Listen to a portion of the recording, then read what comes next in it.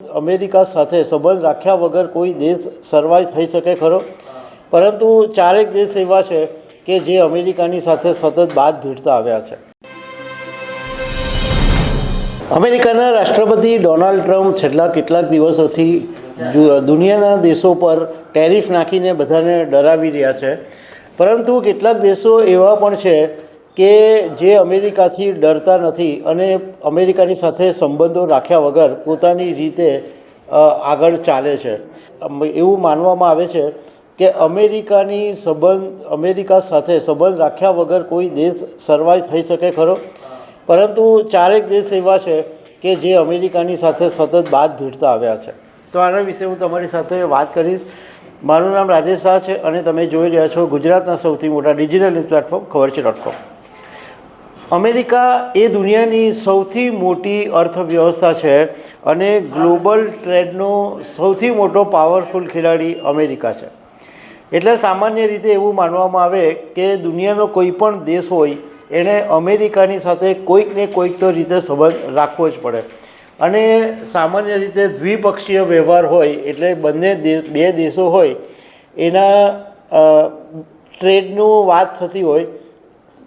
કોઈ એક એવી વસ્તુ હોય કે એ દેશને પાસેથી જરૂર પડે, કોઈ એક વસ્તુ એવી હોય કે જે દેશ હોય એ બીજા દેશને મોકલાવે. એટલે અમેરિકા પાસેથી કોઈ વસ્તુ મંગાવવાની હોય તો અમેરિકાની કોઈ વસ્તુ મોકલવાની હોય. આપણે જેમેન જ્વેલરીની અમેરિકામાં નિકાસ કરીએ છીએ તો અમેરિકા પાસેથી ટેકનોલોજી કે બીજી કોઈ શસ્ત્ર કે બધું હોય છે તો આપણે અમેરિકા પાસેથી લઈએ. એવી જ રીતના બધા દેશોની ડીલ હોય છે. તો અમેરિકા એટલો બધો પાવરફુલ કન્ટ્રી છે કે કોઈક ને કોઈક રીતે તો દેશોએ એની સાથે જોડાવવું જ પડે છે.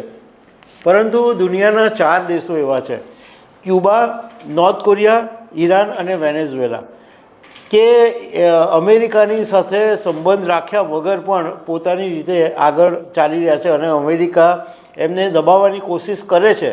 છતાં પણ આ દેશો દબાતા નથી અને વટકે સાથ આગળ ચાલે છે. ઈરાનની વાત કરીએ તો ઈરાનને અમેરિકાની સાથે વર્ષોથી કડવાશ છે. લાંબા સમયથી અમેરિકા સાથેના ઈરાનના સંબંધો છે એ તણાવપૂર્ણ રહ્યા છે અને ઇસ્લામિક ક્રાંતિ પછી તો એ કડવાશ વધારે વધી ગઈ અને અમેરિકાના પ્રતિબંધ છતાં ઈરાન પોતાનું ઓઇલ, ગેસ અને સ્થાનિક ટેકનોલોજી છે એની ઉપર વધારે ફોકસ કરે છે. અને રશિયા, ચીન અને તુર્કીની જેવા દેશોની સાથે ઈરાને વેપારી સંબંધો બનાવ્યા છે. એટલે અમેરિકાની એને બહુ ખાસ જરૂર નથી પડતી. હમણાં તાજેતરની અંદર જ જ્યારે ઈરાન વચ્ચે વોર થયું ત્યારે પણ ઈરાને અમેરિકાને બિલકુલ ગાંઠ્યું નહોતું.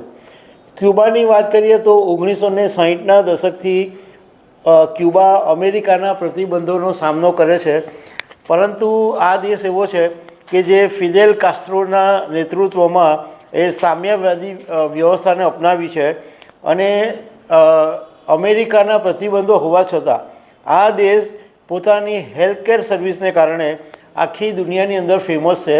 આખી દુનિયાની અંદર આ ક્યુબાએ હેલ્થકેર સર્વિસ પહોંચાડી છે.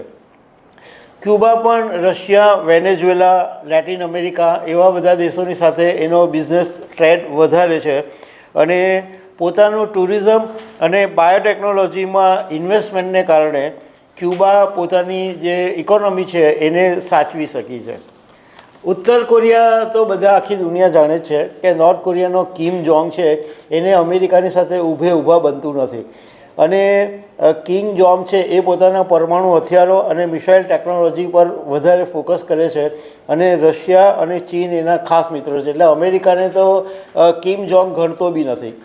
વેનેઝુએલા છે એ રશિયા, ચીન અને ઈરાનની સાથે સંબંધ ધરાવે છે અને એની પાસે બી પોતાનો જે વિશાળ તેલ ભંડાર છે એને લીધે વેનેઝુએલાને પણ અમેરિકાના ટેરિફની કોઈ ફરક પડતો નથી. તો દર્શક મિત્રો, આવી અનેક વાતો સાથે અમે તમને મળતા રહીશું. Thank you very much.